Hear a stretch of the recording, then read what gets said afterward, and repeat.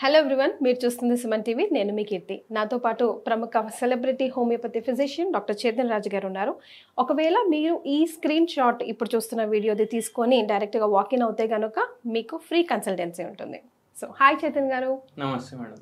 చేతన్ గారు, sugar, BP, thyroid అన్నది ఇప్పుడు సర్వసాధారణం అయిపోయింది. అందులో ముఖ్యంగా షుగర్ వెరీ కామన్ అయిపోయింది. బీపీ లాగా బీపీ ఉందా షుగర్ ఉంటుంది, షుగర్ ఉందా బీపీ ఉంటుంది అన్నట్టుగా అయిపోయింది. సో ముఖ్యంగా డైట్ చెప్తారు షుగర్ డయాబెటిక్ అనగానే. సో షుగర్ పేషెంట్స్ ఎట్లాంటి డైట్ ఫాలో అవ్వాలంటారు? ముఖ్యంగా మీరు చెప్పిండ్రు కదా డైట్ చాలా ఇంపార్టెంట్ అనేసి.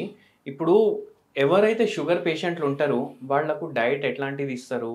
మీరు రైస్ తినొద్దు, మీరు చపాతీలు తినొద్దు, మీరు ఎక్కువ రా ఫుడ్ తినాలి, సాలెడ్లు తినాలి అనేసి అంటారు కదా. కానీ మన దగ్గర మనం ఏమంటామంటే షుగర్ అది మీకు రివర్స్ అవుతుంది. వేరే వాళ్ళు ఏం చెప్తారు, ఇవి చేస్తే కంట్రోల్లో ఉంటుంది అంటారు. మనం ఏం చెప్తాం, షుగర్ వ్యాధి రివర్స్ అవుతుంది, వెళ్ళిపోతుంది మొత్తానికి దేహంలో నుంచి వెళ్ళిపోతుంది. కానీ దానికి ఒక ప్రత్యేకమైన డైట్ ఫాలో చేసే అవసరం లేదు.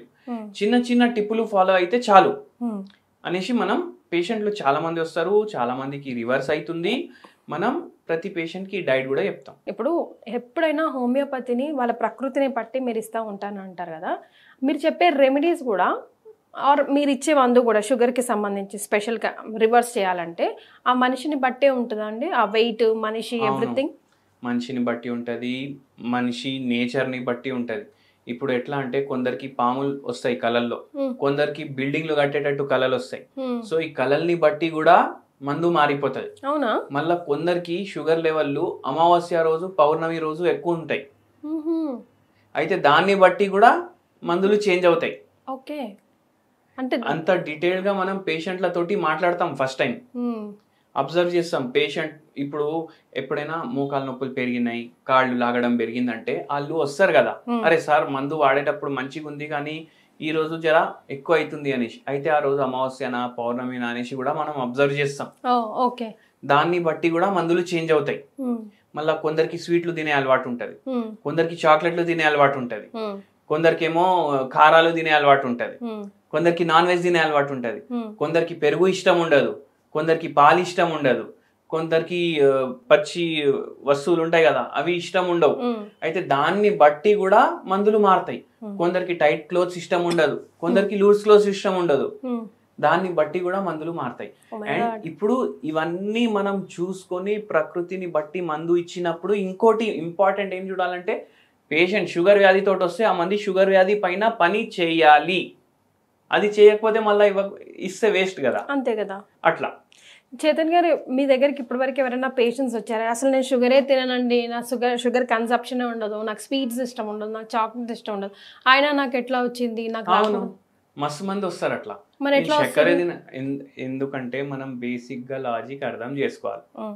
ఇప్పుడు మనం ఏమైనా హమాల్ పని చేస్తున్నాం అనుకోండి, అంటే ఏంది, బస్తాలు ఉన్నాయి అవి ఎత్తేసి దుకాణంలో వేయడం, మళ్ళీ ఆటో లోడ్ చేయడం, అవి పని చేస్తున్నాం. లేదంటే మనం కన్స్ట్రక్షన్ వర్కర్ అనుకోండి, కన్స్ట్రక్షన్ వర్కర్స్ ఇటుకలు మూయడం, సిమెంట్ బస్తాలు పైకి తీసుకెళ్లడం, పెయింట్ డబ్బాలు కిందికి తీసుకురావడం, అవన్నీ చేస్తే వాళ్ళకు న్యాచురల్ గానే స్లిమ్ బాడీ మోడల్స్ లాగా ఉంటుంది వాళ్ళ బాడీ.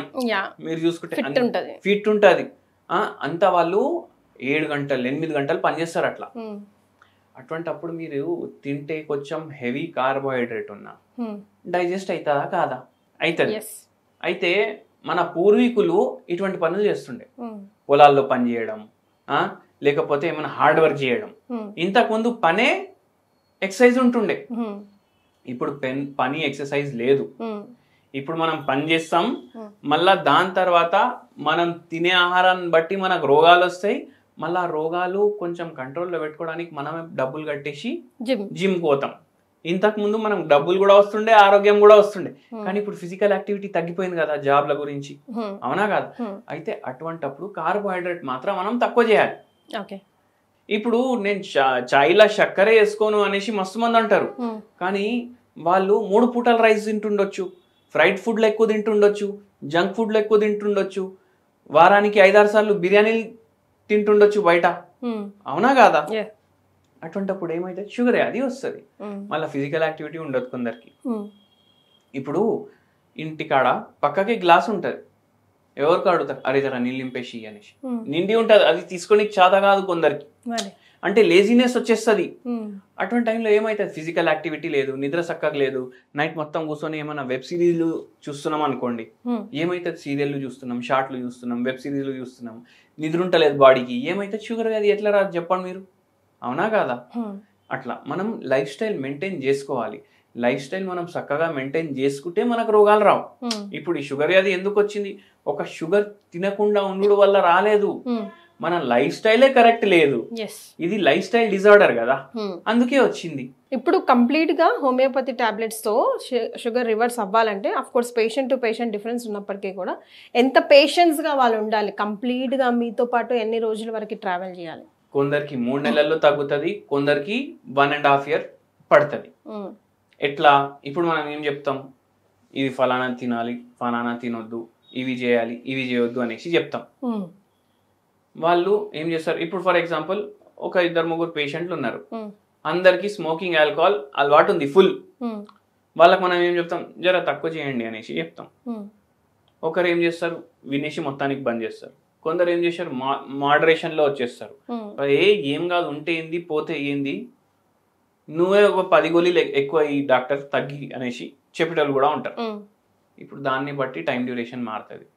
స్లీప్ ప్యాటర్న్ చక్కగా చేసుకోమంటాం, ఎవరి గురించి ఎక్కువ పట్టించుకోకండి అని అంటాం. ఇప్పుడు చూడండి, కొందరికి చాలా మందికి స్ట్రెస్ వల్ల కూడా వస్తుంది షుగర్ వ్యాధి. ఇప్పుడు వాళ్ళకి మనం ఏం చెప్తాం, ఏముంది స్ట్రెస్ అనేసి అడుగుతాం. కొందరు ఏం చెప్తారు, నాకు ఫైనాన్షియల్ ప్రాబ్లం అయినాక ఇట్లా వచ్చింది, నాకు ఒకడు చీటింగ్ చేసిండు ఒక 20 లక్షలు ఆడిస్తలేడు. కొందరు ఏమంటారు, ఇప్పుడు ఓన్లీ ఫైనాన్షియల్ ఎగ్జాంపుల్ చెప్తున్నా మీకు, మా దోస్తు ఒకడు చిట్టి ఎత్తిండు, నాకు గ్యారంటీ పెట్టమన్నాడు, నేను పెట్టినా, వాడు మాయం, ఇప్పుడు నేను కడుతున్నామని చిట్టి పైసలు అనేసి అంటారు.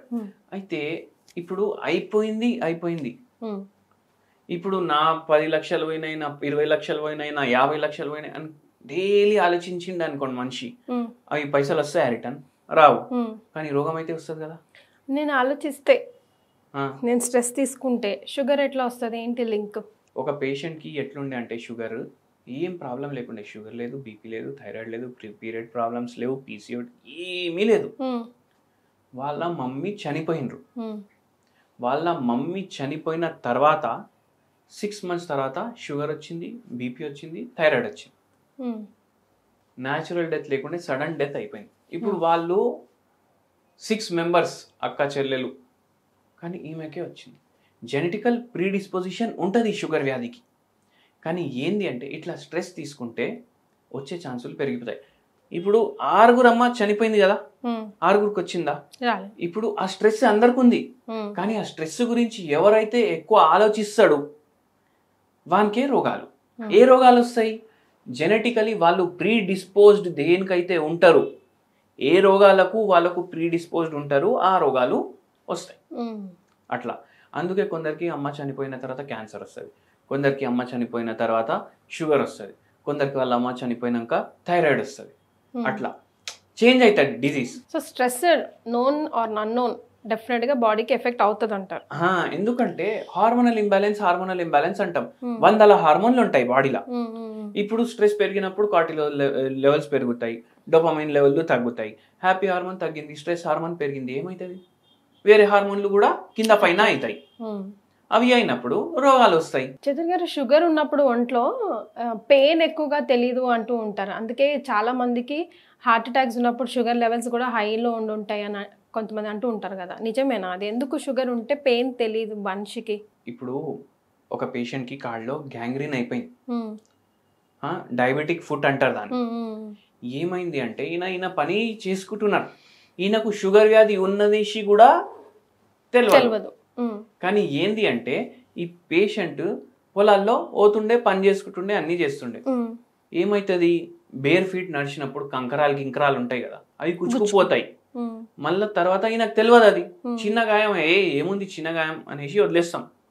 అది పెద్దగై నాన్ హీలింగ్ అల్సర్ లాగా తయారైంది, మళ్ళీ డయాబెటిక్ ఫుట్ అయింది. స్పర్శ అనేది అర్థం కాదు. ఎందుకు అర్థం కాదు?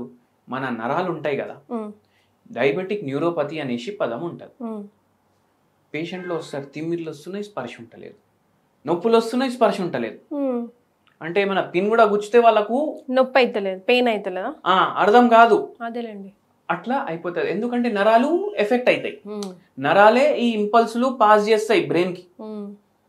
అవి న్యూరోపతి వచ్చి అవి దానికి ఎఫెక్ట్ అయిందంటే అవి ఇంపల్సులు సరిగా పాస్ చేయవు కదా, అవునా కదా? అవునండి. సో స్పర్శ చాలా మందికి అట్లా ఉండదు, వాళ్ళ నడక కూడా చేంజ్ అవుతుంది ఎన్నోసార్లు. కానీ చాలా మంది అనటం, పెద్దవాళ్ళు ముఖ్యంగా, అబ్బాయి ఏదొచ్చినా షుగర్ మాత్రం అస్సలు రాకూడదు, బికాజ్ ఏ వ్యాధి కూడా ఆఖరికి ఐ సర్జరీ లాంటివి చేసుకోవాలన్నా షుగర్ కంట్రోల్లో ఉందా లేదా చెక్ చేసుకొని అప్పుడు చేస్తారు కదా, బికాజ్ హీలింగ్కి టైం పడుతుందని. అలాంటి షుగర్ని ముందు కంట్రోల్ చేసుకోవడం చాలా ఇంపార్టెంట్. అందులో హోమియోపతి ఈజ్ వెరీ ఈజీ, పర్మనెంట్గా లైఫ్ టైం రివర్స్ చేసుకోవచ్చు, ప్రాపర్గా స్టెప్స్ ఫాలో అవుతాయి అంటున్నారు, అంతే కదా? Thank you so much for joining us అండి. థ్యాంక్ యూ అండి.